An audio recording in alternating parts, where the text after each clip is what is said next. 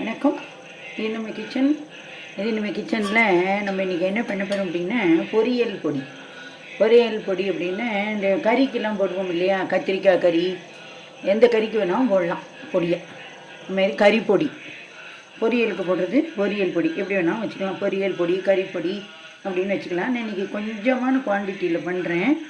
நீங்கள் நிறைய பண்ணணும் அப்படின்னா இதையே டபுளாகவும் ட்ரிபிளாகவும் உங்களுக்கு எப்படி தோன்றுதோ இந்தமாரி செஞ்சு வச்சுன்ட்டுலாம் செஞ்சு கொஞ்சமாக வெளியில் வச்சுன்னு மீதியை தூக்கி ஃப்ரிட்ஜில் வச்சுருங்க. நீங்கள் நிறைய பண்ணணும், இதே போல் ட்ரிபிள் அளவு பண்ணணும் அப்படின்னா எண்ணெய் விடாதீங்கோ.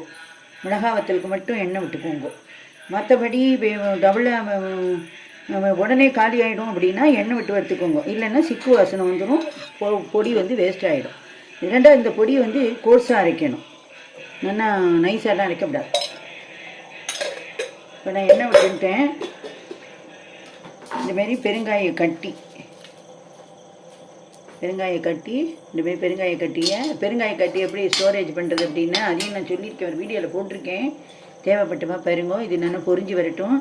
அது எப்படின்னா நம்ம அந்த டப்பாவை பிச்சை உடனே அப்படியே இழகி இருந்ததுன்னா அது அப்படியே பிச்சுட்டு நமக்கு வேணுங்கிற சைஸில் பிச்சுட்டு அரிசி மாவில் போட்டு ஒரு குலுக்கிட்டேன்னு வைங்கோ, ஒன்றோட ஒன்று ஒட்டாது.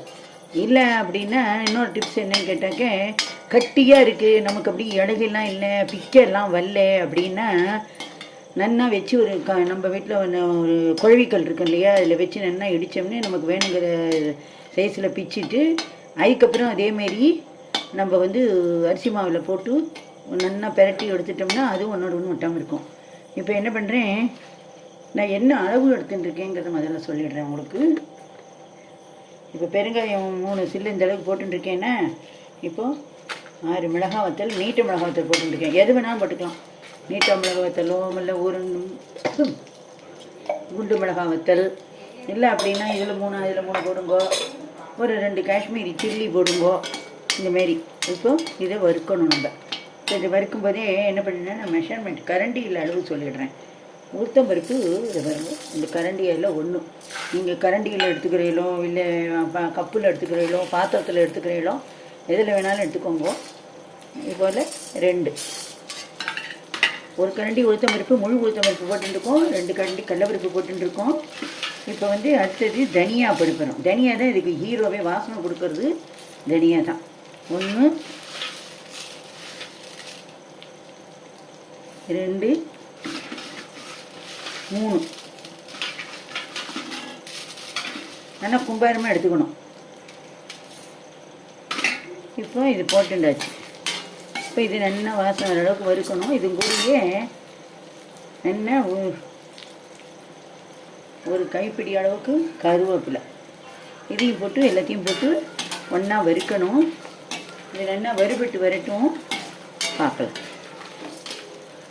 இதுலேயே இப்போ ஒரு டிப்ஸ் என்னென்னா, நீங்கள் மிளகாய் வத்தல் வறுக்கிறேன்னு வைங்க, எண்ணெய் விட்டு வறுத்துனாலும் சரி, எண்ணெய் விடாமல் வறுத்துனாலும் சரி, கல் உப்பு அதில் போட்டுட்டு வறுத்தேன்னா இந்த மிளகாய் வந்து கமராமல் இருக்கும்.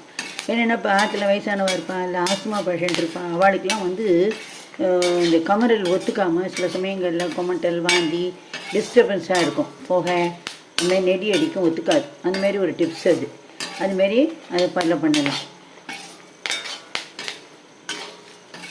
இதுலேயே ஆப்ஷன் என்னென்னா, ஒரு அரை கரண்டி துவரம்பருப்பும் போட்டுக்கலாம். அதுக்கப்புறம் என்னென்னா, உடனே நம்ம காலி பண்ணிடுறோம். இப்போ நான் போட்டிருக்கிறேன் இதே அளவுக்கு உங்களுக்கு தேவை அப்படின்னா தேங்காய் வந்து நல்லா ஒரு உடைச்ச 2 மூடி வருது இல்லையா, அந்த ஒரு மூடியில் பாதி அளவு தேங்காயை துருவிட்டு ட்ரை ரோஸ்ட்டாக வறுத்து ஆறினொன்னே இதோட சேர்த்து எல்லாம் ஒன்றா சேர்த்து ஒரு கோர்ஸ் பவுடராக அரைச்சி வச்சுட்டு கறி பொடிக்கு போடலாம். இது எதுக்கெல்லாம் போடலான்னா எல்லா கறி வகைகளும் போடலாம். அதுமாரி எல்லா கூட்டுக்கும், புளிக்கூட்டுக்கும் மெயினாக இது ரொம்ப எக்ஸலண்ட்டாக இருக்கும்.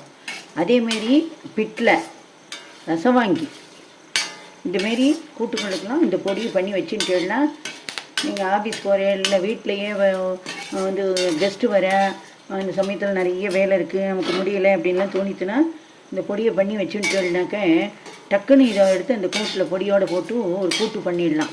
அதேமாரி வறுத்து அரைச்சி விட்ட சாம்பாருக்கும் இந்த பொடி இதே மெஷர்மெண்ட்டு தான். இந்த பொடி ரொம்ப நல்லா இருக்கும். சாம்பார் பொடி என்ன போட்டாலும் இந்த பொடியும் கொஞ்சம் ஒரு 2 ஸ்பூன் கரைச்சி விட்டு வச்சேன்னு வைங்களேன், என்னமோ டெய்லி அரைச்சி விட்டு சாம்பார் வைக்கிற மாரி இருக்கும். அந்தமாரி அதையும் பண்ணலாம். அப்புறம் ரசத்துக்கும் இந்த பொடியை போடலாம். இது ஆல் பர்பஸ் பொடி அப்படின்னு கூட நீங்கள் சொல்லிக்கலாம். எப்படி வேணாலும் நம்ம வைக்கிறது தான் பேர். அந்தமாரி அதையும் பண்ணிக்கலாம். இதுமாரி எல்லாத்துக்குமே இந்த பொடி ரொம்ப எக்ஸலண்ட்டாக போகும். இன்னும் கொஞ்சம் ஃபோனில் நமக்கு இன்றைக்கி சமைக்கிறதுக்கு நேரம் இல்லை, டைம் இல்லை, ஏதோ ஒரு கூட்டம் மட்டும் பண்ணிவிட்டு இந்த பொடியை போட்டுண்டு சாதத்தில், சூடான சாதத்தில் இந்த பொடியை போட்டுண்டு உப்பையும் போட்டுண்டு நல்லெண்ணெயை விட்டுண்டு, இல்லை நல்லெண்ணெய் வேணாங்கிறவா நெய் அதையும் விட்டுண்டு நல்லா சாதம் பிசைஞ்சு சாப்பிடலாம். அப்புறம் தேங்காயும் தட்டுப்பாடாக இருக்குது, இல்லை தேங்காய் கம்மியாக இருக்குது, தேங்காய் இல்லை நம்மள்கிட்ட கொப்பரை இருக்குதுனாக்க கொப்பரையை பல்லாக கீறிட்டு மிக்சியில் போட்டு ஒரு துருவல் இப்படி சுற்றிட்டு அதை ட்ரை ரோஸ்ட் பண்ணி ஒரு டப்பாவில் நல்லா ஒரு பாட்டிலில் நிறைய எடுத்து வச்சுட்டேன்னு வைங்க. கொப்பரை ஈஸி நம்ம ஆற்றுல தேங்காய் இருக்குது, மரம் இருக்குது, இதுமாரி கிடைக்கிறது இருக்குது அப்படின்னா அதை என்ன பண்ணிட்டா அதை வச்சுட்டு அதுலேருந்து ஒரு 2 ஸ்பூன் அந்த அன்றைக்கி தேங்காய் துருவத்துக்கு நமக்கு டைம் இல்லைன்னா எந்த வகையான கூட்டம் இருந்தாலும் சரி கூட்டு அதோட இந்த பொடிகளோட, இல்லை இந்த சாமான் வறுத்து ஃப்ரெஷ்ஷாக அரைச்சி விட்றேன், இல்லை பொடி பண்ணி வச்சுட்டுருக்கேன், அந்த பொடியோட அந்த தேங்காய் துருவலும் வச்சு அரைச்சி நம்ம சமையலை முடிச்சு விடலாம். கறி வகைகளுக்கும் போடலாம். சட்னிக்கு மட்டும் ஒத்து வராது. தேங்காய் சட்னி அரைக்கிறதுக்கு மட்டும் அது ஒத்து வராது. சில பேர் திருநெல்வேலிக்காரான என்ன பண்ணுறா, இந்த பொடி வறுக்கும்போது இதோடையே அவள் எள்ளு வைக்கிறா. வெள்ளை எள்ளு, கருப்பு எள்ளு, கொஞ்சம் கசகசா இதெல்லாம் வச்சு இந்த கறி பொடி பண்ணி அவள் வச்சுக்கிறா. ஒவ்வொரு ஊருக்கும் ஒவ்வொரு வழக்கம், ஒவ்வொரு டேஸ்ட் இருக்குது. நம்ம விருப்பப்பட்டால் நம்மளும் இதேமாரி பண்ணலாம். இந்தமாரி ஒரு நாள் கொஞ்ச நாள் பண்ணலாம், அதில் கொஞ்சம் பண்ணி வச்சுக்கலாம். எந்த டேஸ்ட் நமக்கு பிடிச்சிருக்கோ அதை நம்ம யூஸ் பண்ண ஆரம்பிச்சுடலாம். இப்போ இது கொஞ்சம் செவந்து வரட்டும், பார்க்கலாம். இந்த பொடியிலேயே எங்களுக்கு மிளகு காரம் வேணும் அப்படின்னு பிரியப்படுறவாளாக இருந்தால் நல்லா ஒரு 2 டேபிள் ஸ்பூன் அளவுக்கு மிளகையும் இதோட வறுக்கணும்லாம். மிளகு வறுக்கிற பட்சத்தில் 2 டேபிள் ஸ்பூன் மிளகு வறுத்துட்டேன்னா 1 டேபிள் ஸ்பூன் ஜீரகம் வச்சுக்கோங்க. ஜீரகத்தை இப்போ உடனே ஆரம்பத்துலேருந்தே வறுக்கக்கூடாது. இறக்குற நேரத்துக்கு 1 செகண்ட் அதை போட்டு வறுத்துட்டா போதும். ரொம்ப நேரம் வறுத்துட்டேன்னா இந்த ஜீரகம் மருந்து வாசனை கொடுக்கும். இதெல்லாம் இந்த டிப்ஸு நான் சொல்கிற எல்லா டிப்ஸுமே பிகினர்ஸ்க்காக தான் சொல்கிறேன். அதேமாரி பெருங்காயம் போட்ட உடனேயே உங்களுக்கு தேவை அப்படின்னா ஒரு 1/2 டீஸ்பூன், அதுக்கு மேலே வைக்காதீங்கோ, வெந்தயம் ஒரு 1/2 டீஸ்பூன் அளவுக்கு வெந்தயத்தை வச்சுட்டு இந்த வெந்தயத்தை அதோட இந்த பெருங்காயம் போட்டு வறுக்கும்போதே மிளகாவத்தெல்லாம் போடும்போதே அந்த வெந்தயத்தையும் அந்த 1/2 டீஸ்பூன் அளவுக்கு வெந்தயத்தையும் போட்டு நம்ம வறுக்க விடலாம். அப்புறம் எல்லா சாமானும் 1 பை 1 வறுக்கலாம். நீங்கள் நிறைய வறுக்கணும் அப்படிங்கும்போது தனித்தனியாக வறுத்துக்கோங்க.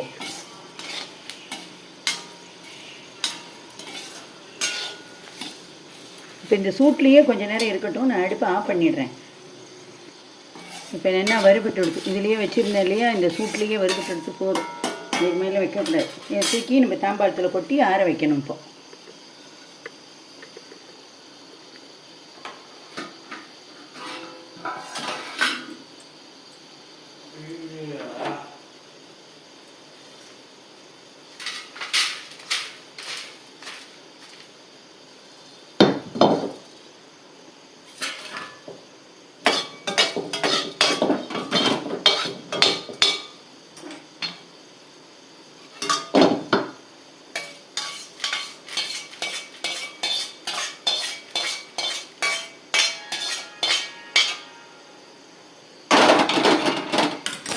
இந்தமாரி நான் போட்டு ஆற வச்சுட்டு நீங்கள் பாட்டுக்கு உங்கள் வேலையை பார்த்துட்டு லாஸ்ட்டாக இதை பவுட்ரு பண்ணி எடுத்து வச்சுக்கலாம்.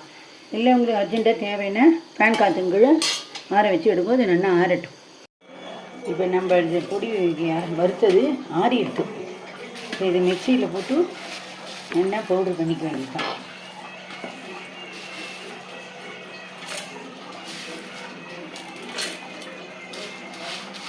இது நான் இது இப்படி வறுக்கும்போது நிறைய டிப்ஸ் சொல்லியிருக்கேன்.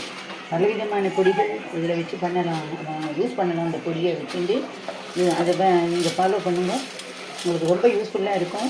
நான் பண்ணுற ரெசிபிஸ்லாம் உங்களுக்கு பிடிச்சிருந்ததுன்னா ஷேர் பண்ணுங்க, சப்ஸ்கிரைப் பண்ணுங்க, கமெண்ட் பண்ணுங்க, லைக் பண்ணுங்க. கமெண்ட்ஸில் உங்களுக்கு எப்படி வந்ததுங்கிறத செஞ்சு பார்த்து சொல்லுங்க, ட்ரை பண்ணிவிட்டு சொல்லுங்க.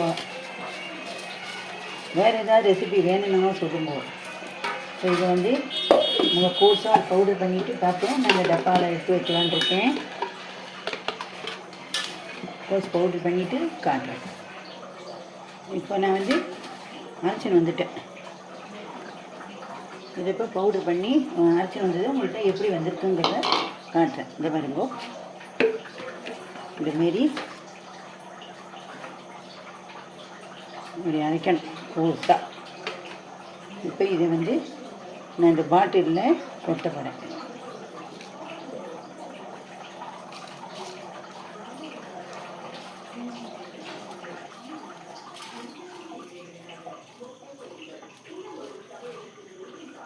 A to Z சமையலுக்கு இந்த ஒரு படி இருந்தால் போதும். நீங்கள் சமையலில் ஜமாய்ச்சுடலாம்.